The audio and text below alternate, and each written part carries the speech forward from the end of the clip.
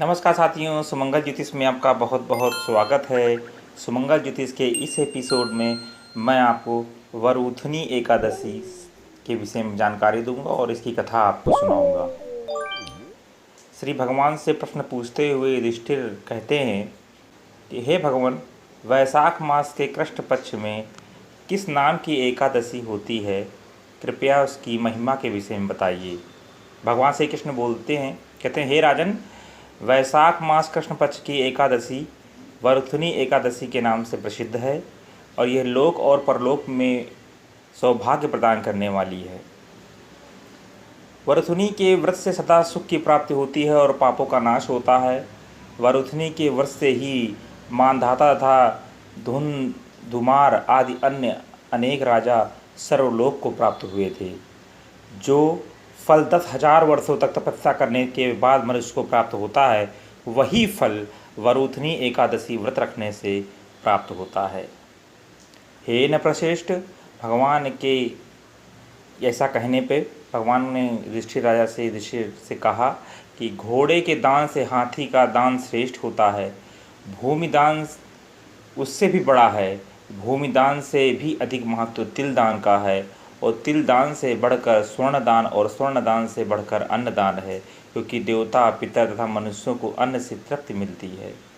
विद्वान पुरुषों ने कन्यादान को भी इस दान के समान ही बताया है।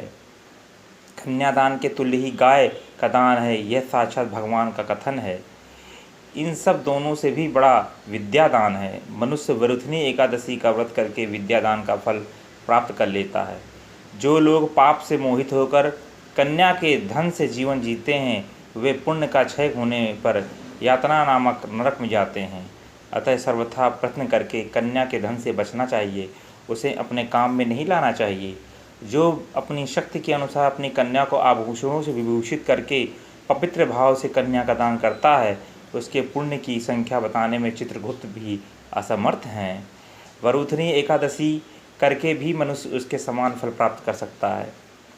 हे राजन, रात को जागरण करके जो भगवान मधुसूदन का पूजन करते हैं, वे सब पापों से मुक्त हो परम गति को प्राप्त करते हैं।